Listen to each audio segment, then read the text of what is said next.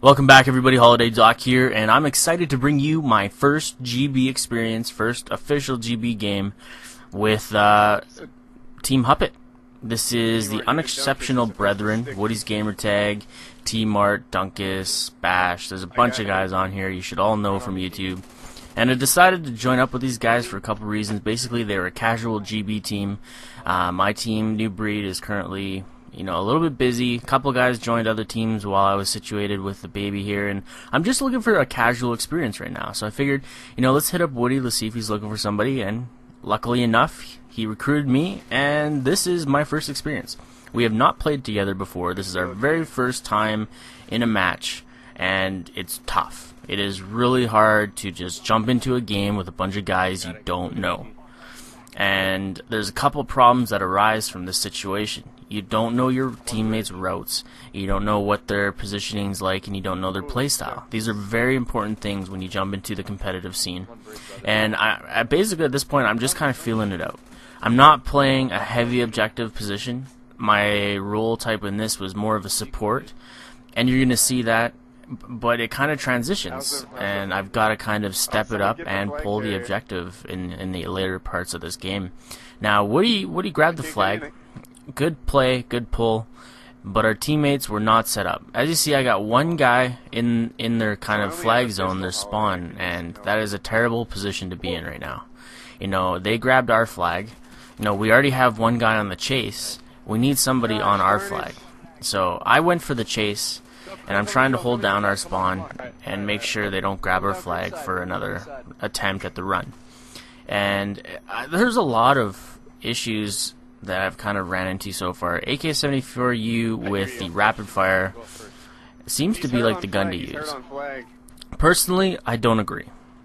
Number one is, yes, you'll win most up-close gunfights, like really up close in your face, but for the most part, if I time it well, you're going to run out of bullets and have to reload before you can actually kill me. And that's, I take advantage of that a couple times in some later games, and it plays out fairly well for me.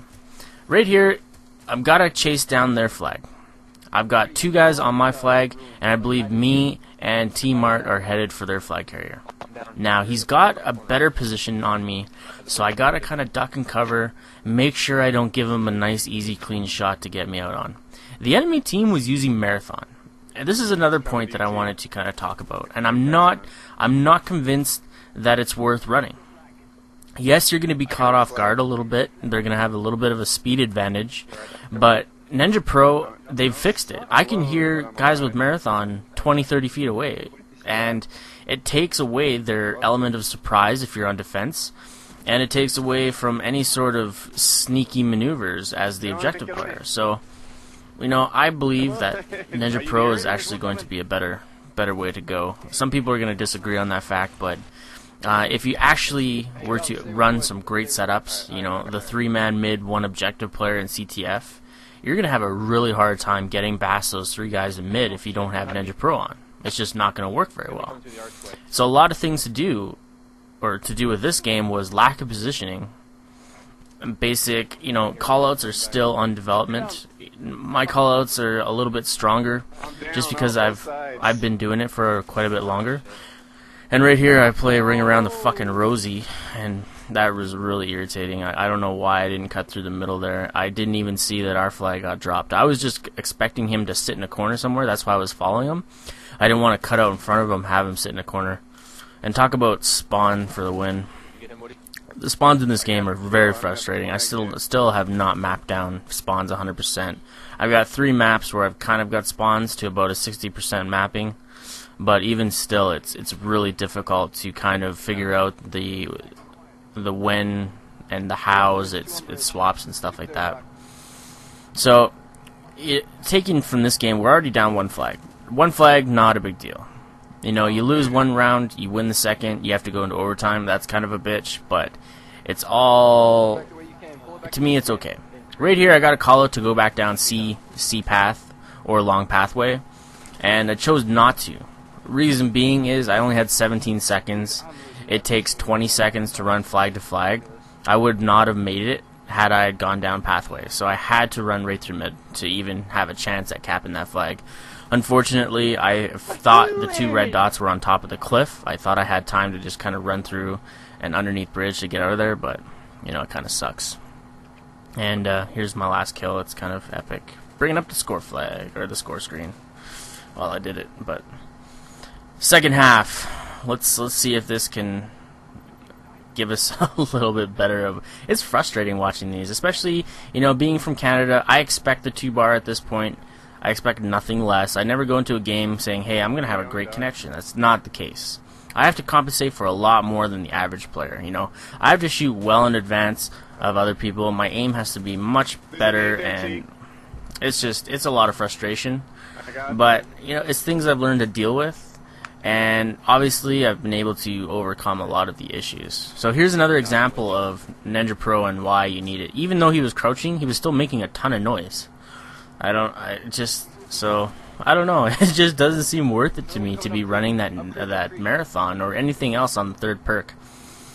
And I think Woody might disagree with me. I'm not sure. He did say in his last video that he preferred, or he thought that you could really use anything. But so, like I said, we have nobody on defense. Our spawns are getting wonky because the rest of the team seems to be floating to the one side over and over again. And when you push up to one side, all 3 of your extra teammates there, and now me because I have to go in and try and grab flag, it screws with your spawns completely. Like, you're all going to be stuck on the opposite side of the map, nowhere near your defensive flag positioning. And it really leaves your team at a disadvantage. You really need to spread out and use map control.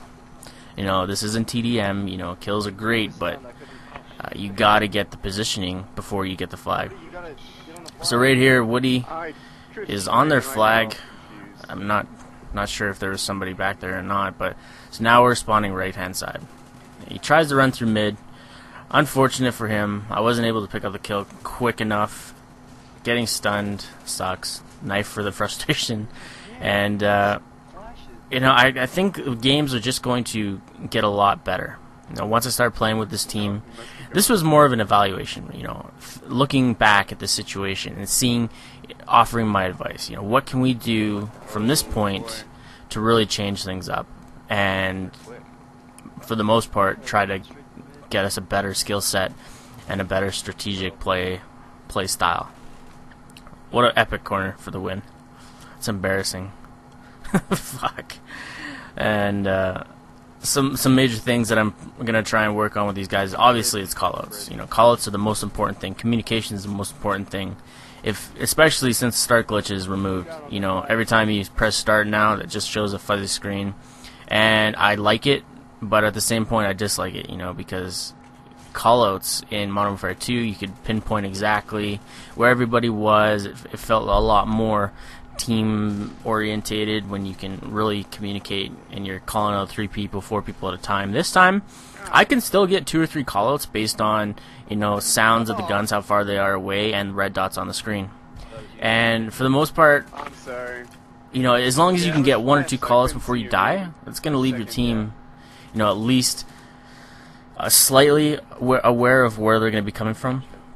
And, you know, you just can't forget, and you can't get frustrated and not call out where you die.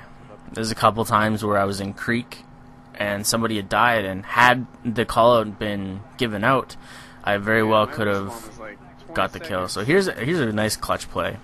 I was in the right place at the right time, got the kill against the AK-74U steady aim, which blew me away. I didn't think that was going to happen. And run right back through B, which is, you know, the quickest route. So tied it up. We got a minute left. Time for one more push. You got to make it smart. You got to make it worthwhile. And you can't just run in there blindly. You need to really set up as a team in the last, you know, minute of the game. Woody was able to cut off flag carrier there. Still got 56 seconds left. Not a big deal. We just got to make a push. And I've got 2 guys going right side down pathway, and me and I think T-Mart are right on the shacks there. Yeah, that was T-Mart. So, you know, he was doing a good job of trying to support me as much as possible. And, you know, I was trying to support him in the beginning. I believe he was going to be primary OBJ runner. And it just felt like he, you know, was just taking it a little too slow, more conscious about the kills up to the flag rather than, you know, worrying about that objective. I think that's the biggest part of most objective players, is knowing that, hey, you know, your job is not kills. It's never kills. Don't worry about kills. Just go grab that flag and create the positionings and create the plays. It's your job to make those extraordinary kind of, hey, he actually got it out of the middle type deals. And it happens more than not, as long as you're willing to put in the work and grab that flag. So, thanks for checking out the video. Holiday Doc out of here.